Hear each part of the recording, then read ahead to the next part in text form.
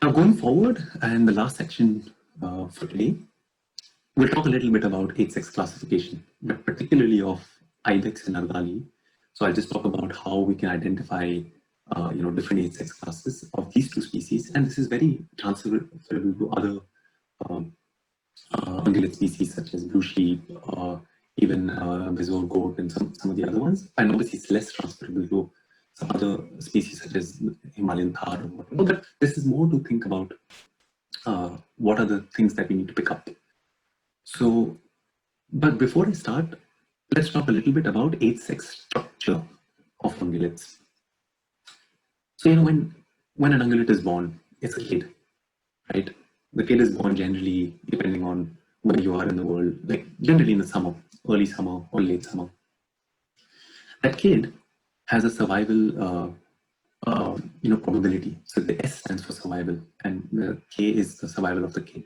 Right? Let's say if 10 kids are born, the fact that they will become a yearling a year later, yearling is a kid that's 1 year old, will have some sort of survival probability. Obviously, all kids will not survive to become a yearling, right? So there will be some post-winter mortality, some predation-related mortality, disease mortality, hunting mortality, whatever. So let's say there will be some sort of survival. So generally, it will be less than 1, maybe let's say 0.5. So 50% of the kids become yearling, right? From those yearlings, if the kid was a male, the yearling will have a certain survival probability of young male, and that yearling generally becomes a class 1 male. A class 1 male is generally a male that's about 2 to 3 years old. And this varies between definitions, but I'm just giving you one side of the coin.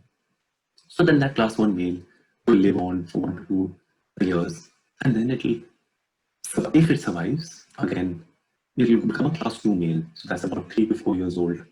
Sometimes people say 5 also, but generally 3 to 4 years old. Again, there will be a survival probability.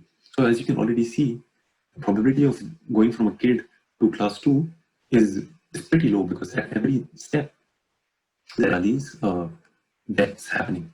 So survival is obviously the inverse of mortality, right? So from class 2, you become class 3, which is a 4 to 5 year old male, maybe 6 in some definitions. And then eventually you become a class 4 male, which is everything that is beyond 5 to 6 years old. So you're a big mature male. Now taking a step back, if that kid was a female, that yearling, if it survived into its 3rd year, it will become a subadult female. And that's in the gray at the bottom. And if it survived, of course. And that subadult female, if she survives into her 4th year and beyond, will become an adult female, and everything after that, is adult female. And obviously, actually, what there should be is there's a survival parameter here that loops back into the adult female, because obviously each year they can be killed because of multiple reasons. At the same time, generally, the literature says class 3 and class 4 males are mature males, which mate with adult females, which are the mature females, shown by this dotted line, which results in females giving birth or being fecund to kids, right? And then the cycle starts again. So to answer your question, Chloe, and I think Stefan, you asked as well, by collecting age sex data using double observer surveys, and Natashi, I think you asked as well, if I'm not mistaken, by collecting age sex data through double observer surveys over time, not only can you model population trends just in the abundance and densities, but you can also start modeling parameters such as survival, because you're assuming each year the population is closed. So the kid that you see last year is the yearling this year, and is going to be the class 1 next year, and class 2 2 years down the line or 3 years down the line. So you can actually pretty easily, using different models, model these parameters of survival from one to the other, and even fecundity. Does that make sense, guys? I don't know if this is clear, but this is just to make everyone sort of understand how a structure of an ungulate's population is. I hope I was sort of clear. And then there's some questions in the chat. Yes, Stefan, please go ahead. You can actually unmute and go ahead. Yes, I just wanted to say that, of course, there are some practical limitations you have to consider. For instance, subadult females are probably never in any ungulate service detected. That's one point. Right. Okay. And with the kid and yearling, we need to look at what time of the year we do the surveys. And this is also Exactly. an issue in the work you quoted from Ekernas. Yes. When he looked into different other studies on Argali, he sometimes missed actually the point, yeah? What Sure. class was named in what way in the survey. So this requires a lot of discipline in accurately assigning the animals to the accurate class and also doing it during a comparable time of the year. So this is a big issue. Good. Yeah. And the question is, would you actually recommend if we have a different classification system of males in a project going since many years, which has proven to work there, would you generally suggest to change it to the class 1, 2, 3, 4 system, or could it be continued in the way as it is? Yeah, that's both, I mean, really good points, Stefan, and a great question. So to answer your question first, see, what we show here is obviously one way of looking at age-sex structures of many ungulates, not most ungulates. Especially, I think Dr. Sharla does a good job of sort of explaining why, there's class 1, class 2, class 3. But what I would say is I don't think you need to necessarily have this exact data structure.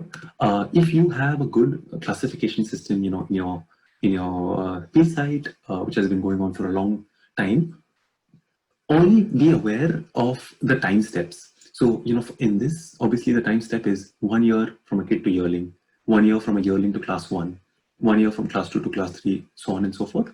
So for you, what are the time steps? So is like, for instance, do you have yearling going to, let's say, whatever, small male, moderate male, and big male? Are each of the time step 1 year or more? If they're more than 1 year, you can incorporate that into the modeling itself. So I wouldn't necessarily say fit everything into this structure. Just be aware of what the time steps at each survival interval is. And yes, the other point, Stefan, thank you so much for bringing it up. For instance, like if you do your surveys in autumn, and hopefully I answered your question, Stefan. If I didn't, please let me know. If you do your surveys in autumn, you're not going to be able to see kids, right? Because so if you do your surveys in spring, because obviously the kids are not born yet. So actually you're going to see mostly yearlings. So it really depends on when you do your survey. I completely agree. Okay, perfect, Stefan. And subadult female, I do want to say one thing though. I think I wouldn't necessarily say we don't see subadult females. I think it depends a lot on the species and the population. I think a lot of areas in, I mean, I wouldn't generalize actually. I was going to say that a lot of areas in Central Asia, from my experience, we have a hard time finding subadult females. But in some sites in India and in Nepal, we do see a lot of subadult females, especially for blue sheep. And I think there's a whole reason for that. It might be that they're not as willing to run away or not, or for multiple different things. Again, also it depends on the time of the year. But you're right. Some age-sex classes are harder to identify or spot than others. Cool. So, and Chloe, okay, it does. Okay, actually based on the, perfect. Yeah, perfect. Thanks, guys. So this is just to get a sense of age-sex structure. So we'll quickly now go ahead and sort of just do a little bit of, just show how one can identify different ages and sexes of Ibex and Argali.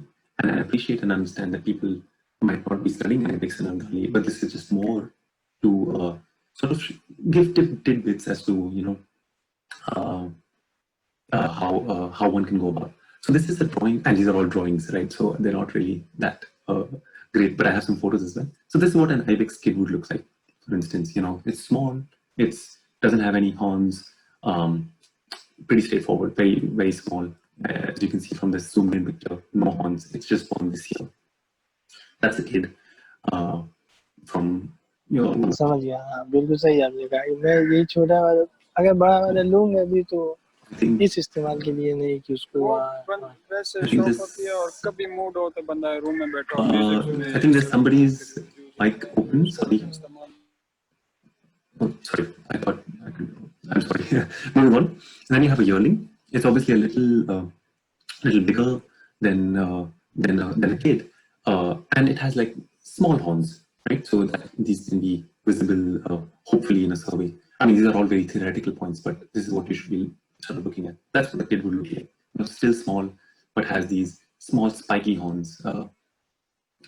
Females, they're obviously bigger than kids. The interesting thing about females is they have sort of these horns that are apart.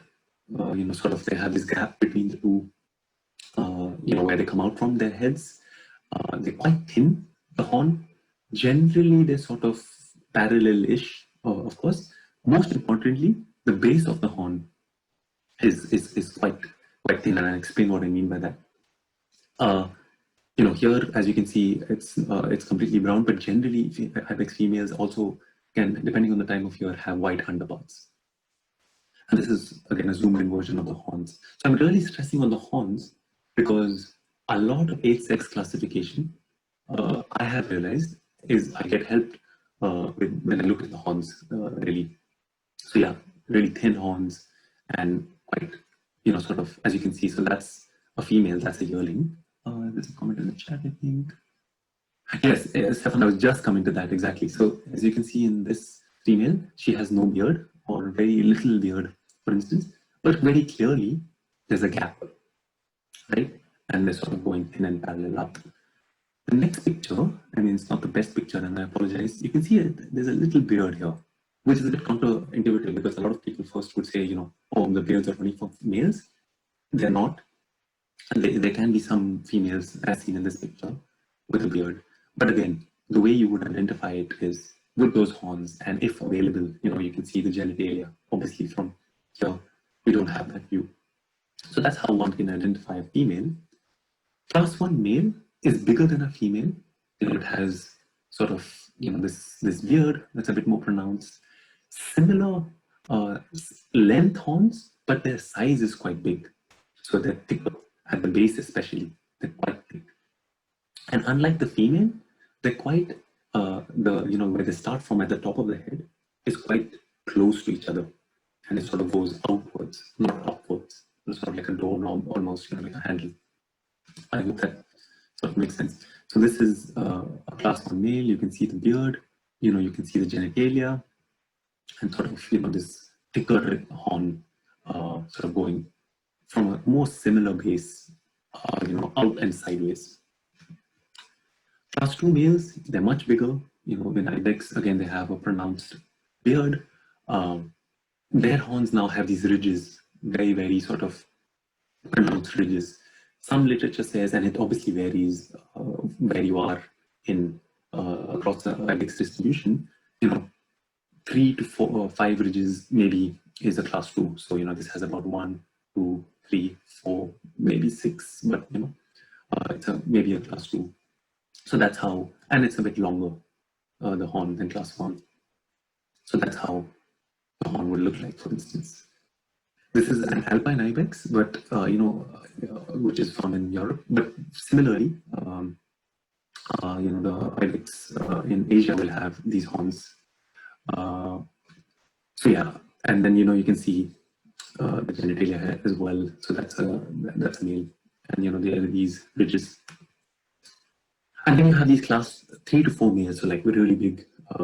Big males, generally mature males, they're called saddlebacks. Depending on the time of year, they have this sort of whitish sort of saddle on the back, and then they have they have really long, hook-like horns with these ridges. Generally, for class 3, people say it's about 8 ridges, and 8 and above is class 4. But the distinction is very, very blurred. But yeah, as you can see, big horns. Lots of big beard and lots of ridges. These ridges, by the way, are also their age. So yeah, some of these big males, as you can see here, are class 3, class 4 ibex. That's also another big ibex. With Argali, very quickly, it's quite similar. Argali kids are again, they're sheep, they're not goat like the ibex. They're quite small, they don't have any horns. Yearlings are a little bigger with smaller horns. Argali female, this is a drawing and a photo from a guide book. Again, separate at the base, quite thin in terms of its thickness and sort of going backwards, as you can see here. That's an Argali female, for instance. Class 1 to 2 males, they're about the size or a little bigger than a female. Class 2 definitely is much bigger. And again, the separation is this sort of thickness at the base, really, how thick these horns are, and then that's throughout. And as I said, they come off very much closer on the top of the head, as you can see in this picture. That's apart and then sort of going backwards. You can see how big this is. Similarly here. And class 3 to 4 males, these are the bigger males. Obviously, there's a lot of variation because there's a lot of different subspecies. So yeah, as you can see, they're much longer, much thicker. The sort of pearl, a little bit less in class 3 and a lot of pearl in class 4. And they're almost, depending on the time of year, especially the winter, they might have this mane. So yeah, that's sort of like a class 3 getting into class 4.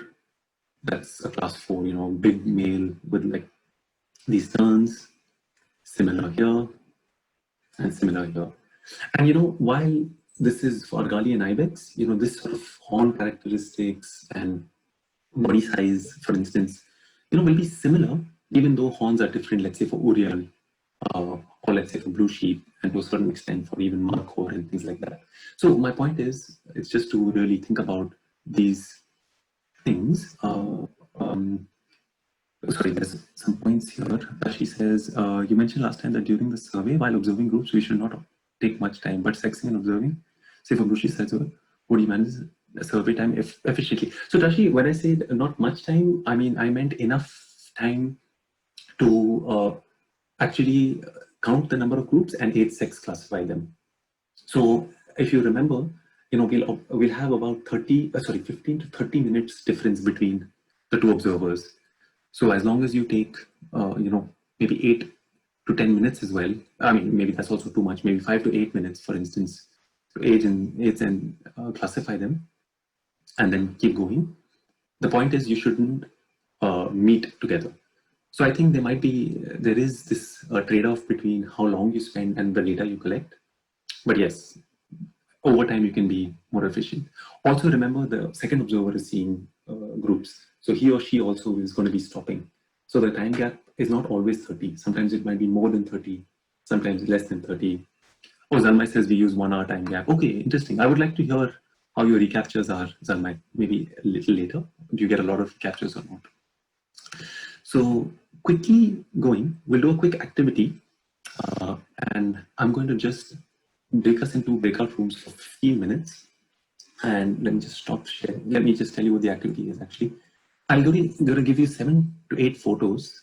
In your breakout room, you can discuss and count those. So it's going to be Argali and Ibex. So, we have an idea. We're going to count and classify those groups. And, at the end, maybe one person from that group can discuss what pieces of information were useful when you were counting and classifying these groups. And what were the major challenges, right, in doing so? So it's not about right or wrong things. It's more about, okay, what can we use to do that? So I'm just going to stop sharing my screen. I will just put a file in the chat, guys. Give me a second. Sorry, let's stop this PC. So there's a file with about 7 photos. You can see it now. So it's just sending. Give it a minute. Great. So guys, you'll have a file in the chat. So it'll be great if you guys can download. This has a few photos. A lot of them are blurry or not that great. and one of them, maybe you won't be able to identify everything and do all the 8-6 classes, but it'll be nice to discuss. So I'm going to break everyone into breakout rooms and we'll reconvene in 15 minutes. So not too long. Can people confirm that they have gotten the file in the chat and they can download it? Yeah, got it. Super. Okay. Any questions as to what the activity is, guys? Or shall we go into breakout rooms? Yeah, I'm assuming that that's okay. So I'm going to get us into 4 breakout rooms. Thanks for the thumbs up, Chloe. So I'm going to get 4. And just give me a second. And Chaksa, you can help people as well. So super.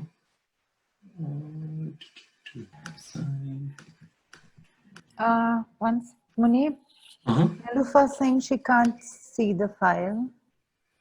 But I think everyone else can, right? Nilofer, you can't see the file?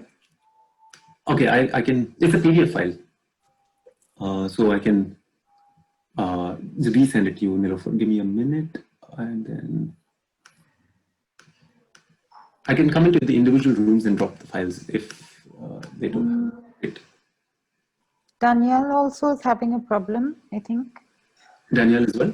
So I think somebody in the group will have a file. So what Yeah. I can sort of drop it in the group. Yeah. And then I can come across groups. Okay, guys. So great. Okay, Ranjana and Iftikhar can download it. So guys, I'll see if I can do that. So great. I'm going to start by opening the groups and we can discuss. See you guys.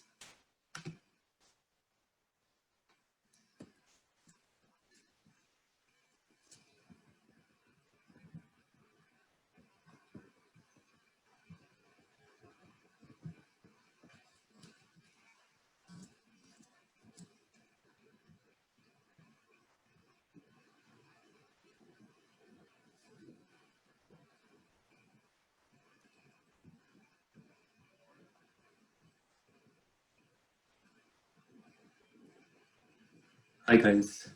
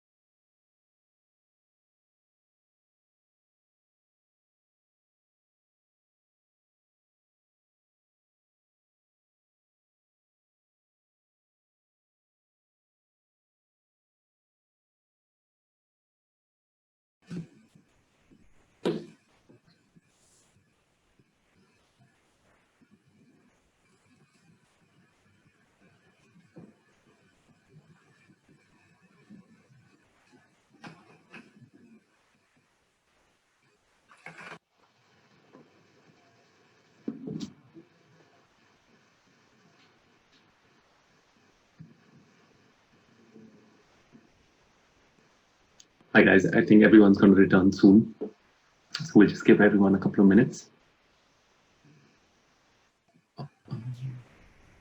Other groups are taking a lot of time. Yeah, the other groups are taking more time, but I think we're going to finish it because we're close to our time. So it's okay if people haven't finished. We'll just have a nice discussion and then take it forward.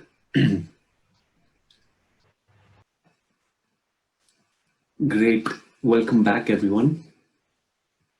Super. I think we have everyone here. Oh, no. People are No, sleeping. one more.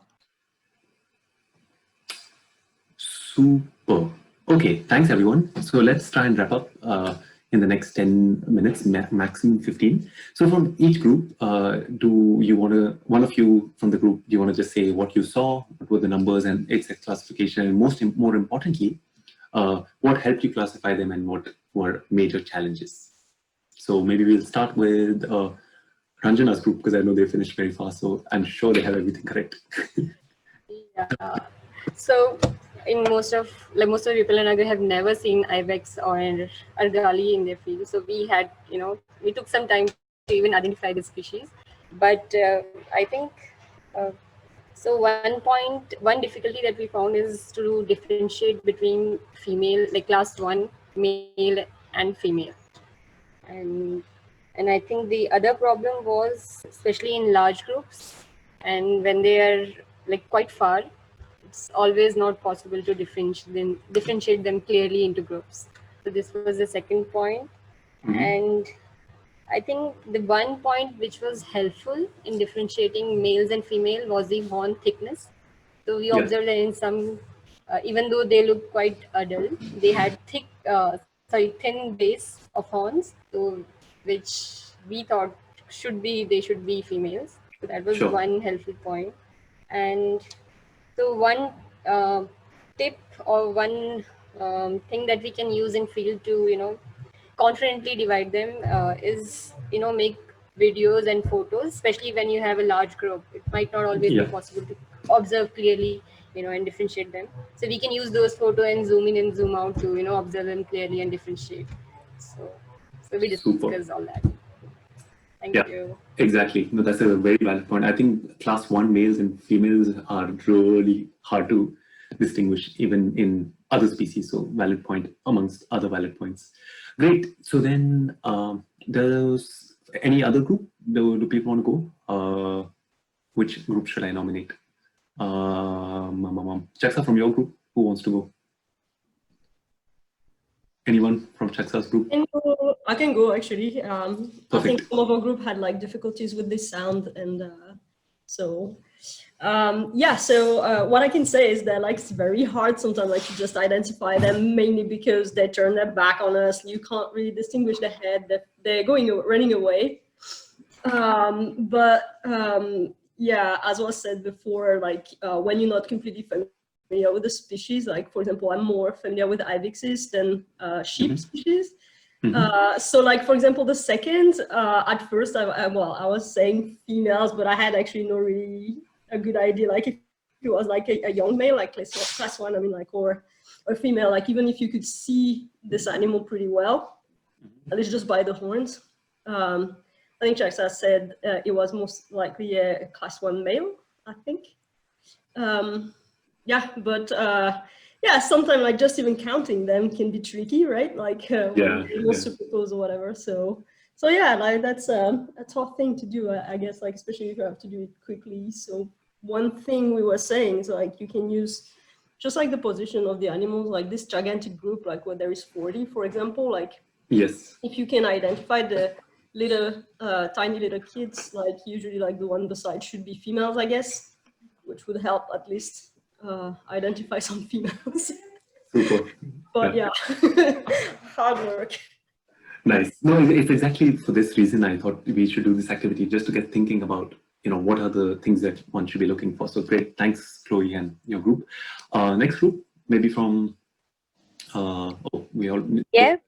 Go for it. Yeah, go for it. Yeah, thank you.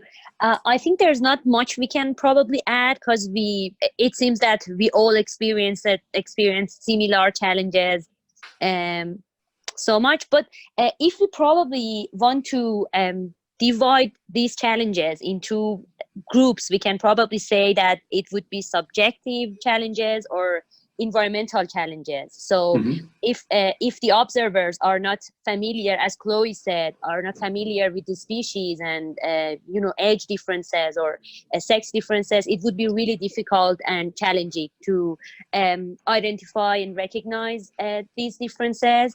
But at the same time, environmental situation would really affect on what you're doing in the field. So large groups, far distances, we face Asiatic ibex that they are really camouflaged in some environments, and it's really hard to first detect them in large distances and then try to distinguish between age differences and sex differences. So and also one of our group mates actually mentioned the equipment. So all the things that you carry with yourself to the field, which probably affect that on what you're doing and what you get as your results. Super. Yeah, super. that's it.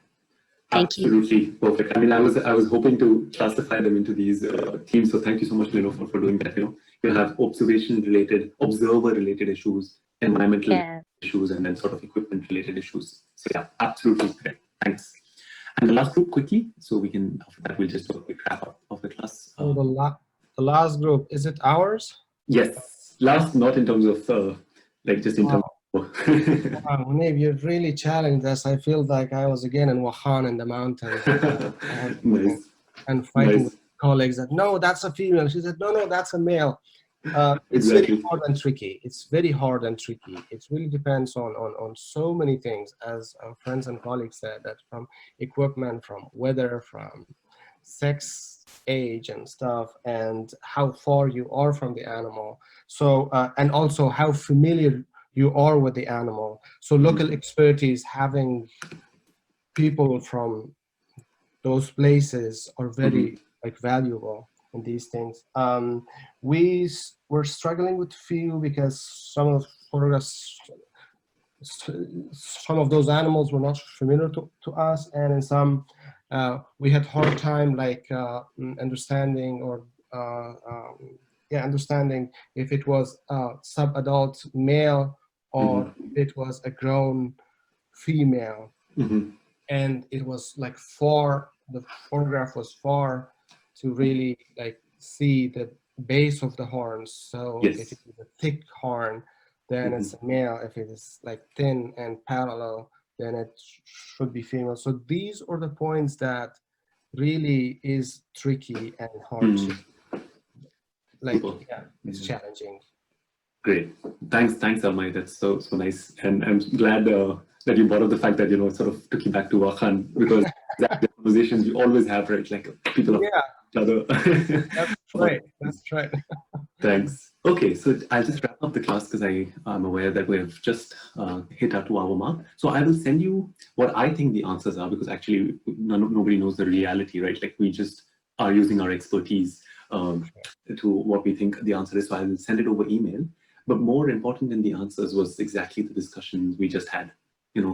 It's important to have 8-6 class classification for multiple reasons, both for double observer and otherwise. But there are these challenges. So if we feel in our work into the future, we want to do good, robust population assessments, understanding population trends, we really have to start thinking about these things and seeing how we can make them better. Right. So I hope sort of this exercise gave us a flavor, of what goes into a good sort of classification, what hampers it, and so on and so forth. So yeah, just sort of. Can I just add here that while we were in a breakout room, I think Sandesh was asking Ranjana about classification categories and stuff like that. So, and Sandesh was explaining that he's very new to research. So I just wanted to ask you and tell Sandesh that I think Munib is okay. If you even email to the group through our Google group, and if you want any clarification, Sandesh, please don't hesitate to ask Munib, and he will clarify it for you in the group email and stuff. So it's creating awareness for everyone else, and you can get your questions answered as well. Exactly, and what I want to add, thanks Raki, thanks so much for bringing that up. And what I wanted to ask, add to that is, see, I didn't do anybody a favor by just saying, like identify Argali and Ibex, because some people might have never seen Argali and Ibex. It's much harder. Some people will not even care about Argali and Ibex because they don't want to study those species. So obviously, like, it's super hard to sort of start identifying them just because I've shown a few photos, but there's many different ways to classify different species. Like, the Thar species, for instance, have none of this class 1, class 2, class 3. They have a different way of identifying males and so on and so forth. So never feel like, you should know something, or you don't, it's like, or you don't know. So please ask. I mean, as I always say, like, I myself, I'm not at all an expert in any of this. It's something that I've just sort of learned from a few people here and there. So yeah, it'll be super nice to have discussions, just on the Google group, and I can sort of send as many resources as possible, and we can just have a chat. In fact, yesterday I, WhatsApp messaged one of my senior colleagues to be like, okay, how exactly do I identify this versus this? So it's an ongoing process. So let's not worry, and let's not also get too bogged down with Argali and Ibex. Whatever is your study species, what you might be interested in. So let's have a chat. I have a comment on this. Sure, Zaman, of course. Yeah. So in the mountains, when you're counting these animals, it's better to, like, obviously you'll have spotting scope. So once you saw the animal, you fix your spotting scope, and with that you can see, and it will help you. If you do not have that opportunity, or the animal too far away, like, you can always put it like unknown, instead of like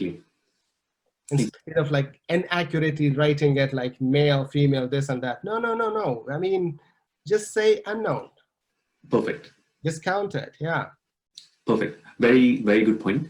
And if you remember, guys, from last week, we looked at the data sheet, right? So there was one column of unknown, and thanks for bringing it up, Zalmai. So always, what I would say is it's better to put unknown than a classification you're not sure of. In addition, what I wanted to say, for that big 42, whatever, there was some 37, 42 Ibex group that I showed you, even if you can't identify all of them, even if you can identify, let's say, a few, 10 males are there, and the observer 2 also sees, let's say, 40 Ibex, and he or she also sees 10 males, and everything is unclassified, that information is still relevant enough to say that it's a recapture. So while you should strive to age-sex classify everything, it's okay if you cannot. Anyways, so just to wrap up, to say, I will put the R code and everything up on our group so people can use it. As you know, we've sort of gone through different analytical methods today of analyzing double observer data, looking at other ungulate species, and a bit into age-sex classification. And the last class, next class, we'll talk a little bit about how we can use information about ungulate populations and trends to inform management and conservation, right? So we'll look at that a little bit. So it's going to be more sort of the conservation side of things, and hopefully we'll have somebody giving us a talk about sort of a real life case study of how ungulate data collected over time has helped in some management aspects. So I think it'll sort of hopefully nicely tie in some of the field-based, analytical-based work that we've been speaking about with its real life practicality. So if you don't, I'm just going to see there's some questions in the chat. So I just want to wrap up quickly. Just to answer the questions, Tashi asks, is there a beginner go-to pictorial guide for age-6 classification for these ungulates? There are various, Tashi. So what I always recommend is there are some ones that are a bit more better for certain regions than others. There's like Dr. Shala has a lovely description of how different, which different age-sex classes are.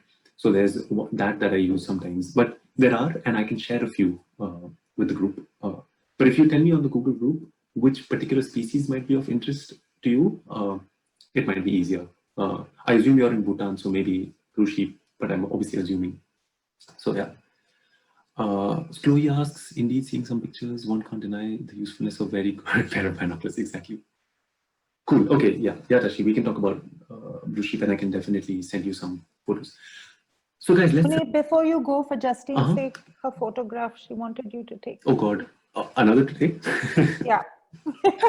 Okay, guys. Because she's not here. She said, please remind me. Sounds like a plan. Okay, guys, so we'll wrap up. Does anybody have any questions quickly that I can answer about this class or next class, or thoughts quickly? And then Chloe, Argali, yes. Problem with Argali is there's so many different subspecies with such variations, but I can try my best. But yeah, if there aren't any questions, so I have a question. If time, of course, Dharma, if you're doing more than one species in trouble observer survey, have you noticed any difference between species? Like I and Wahan, we did it in on Oriole and Ibex, and we experienced a little bit of differences. So have you also experienced like? Super question. Yeah, that's a super question, Zalmai. I think from my field experience, we've had not experienced much difference, but in certain areas we certainly have.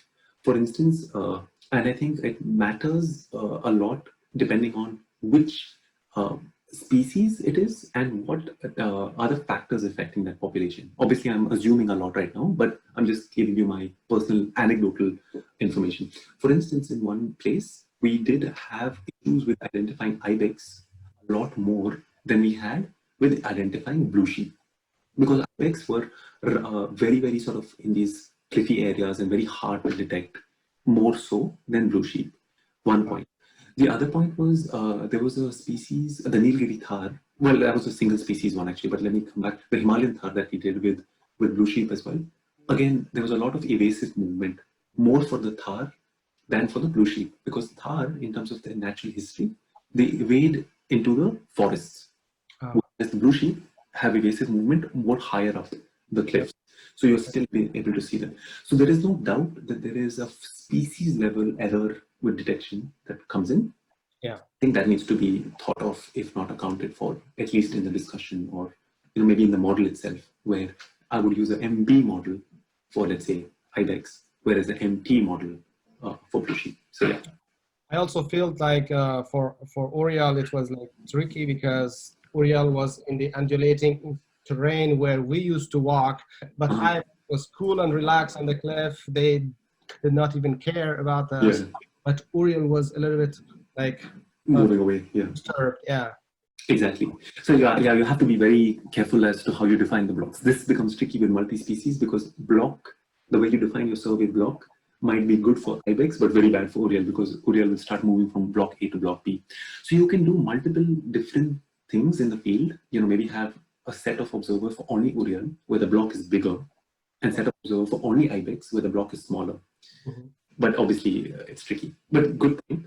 Yeah, good point. Adjustments. That's right. Cool. Okay, so if there aren't any questions, oh, Helena has questions. Will you note in the Google group when you have time to? Yes, Helena, I will definitely do that. As soon as I update it, I will send you the link. Perfect. So just to make sure Justine is happy, if people are also happy, if you are okay to turn on your videos, we can take a photo to basically show everyone that we're in this together and we had fun, if we had fun. Please send the presentation slides. Of course I will. Yes, super. Raki, are you going to take the photo or should I be taking the photo? You're taking the Munib, please. Am I just doing a screenshot? Just click, yeah. I don't even know. Okay, great. So are we doing something, guys? Do we want to be ibexes or do we want to be normal people today? People can do what they want. But I'll wait for everyone to come in. Okay, cool. So maybe we'll be our favorite ungulate again, because I can be one ungulate. Okay, I'm taking it in 3, 2, 1. Super, great. Thanks, guys. Save that before we all go. I hope it's sorry, guys. Cool. Please send it to us. Yes. To put it up. That is safe. Thanks, everyone. So I will see you next week. And if in between then people want to, have a chat about what they might want to add to the last week, or if they want to share something, please feel free to write in the Google group. Otherwise, thank you so much for coming, especially the people who are here at crazy times in the night. So especially for all of you, and also the people who've been coming regularly. So yeah, Cool. See you next week. Yeah. Thanks, Mani. Bye. Bye. Thanks, everyone. Bye. Thank you all. I see you all. Super.